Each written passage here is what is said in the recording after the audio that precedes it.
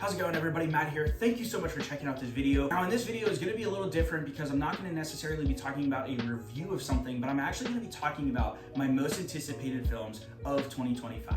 So for me, there was no other way of actually being able to qualify my most anticipated movies of 2025. I took a list of maybe 20 or 25 movies. These are the films that I could wait to maybe see on streaming or maybe see on 4K. These were the films that I absolutely want to see in theaters. And then these are the films that I want to see on opening night or opening weekend. Now for me, the films that I'm not necessarily needing to see on opening night or opening weekend, I would consider my honorable mentions. So kicking off that list, I want to call out a couple films because yes, I'm still excited to see them, but they are not my most anticipated. Now kicking off this list is going to be Mission Impossible: The Final Reckoning, the 8th and final installment in the Mission Impossible franchise. I'm excited for the stunts in this movie. I'm excited for the practical effects. I think the underwater sequences looked amazing. The aerial shots looked amazing too. Now let's go ahead and talk about my most anticipated movies of 2025. Kicking off this list is Superman. Now, if you watched my review of the teaser from a couple days ago, you know that I had high praise for that teaser. I'm excited for James Gunn. If you just told me that James Gunn was making a Superman movie and you never showed me a piece of footage from it,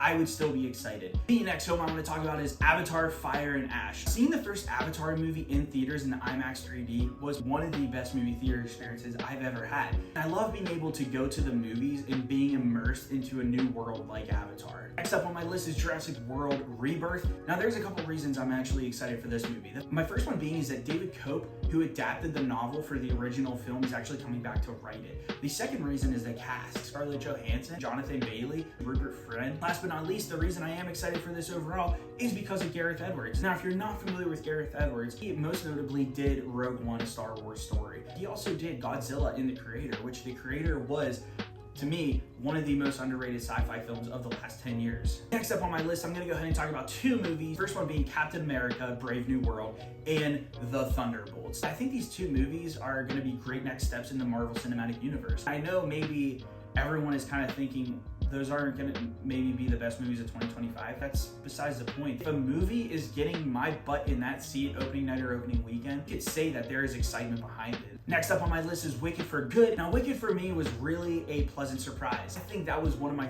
favorite movies of the whole year. And I think you could find me on opening weekend or even opening night seeing this movie. And now I want to start closing out this list with my final two movies. The first of those two is Wake Up Dead Man. I love what Rian Johnson did with Knives Out and Glass Onion. I think it says something whenever you don't have to see any sort of marketing material or any sort of trailer to just get excited about a movie.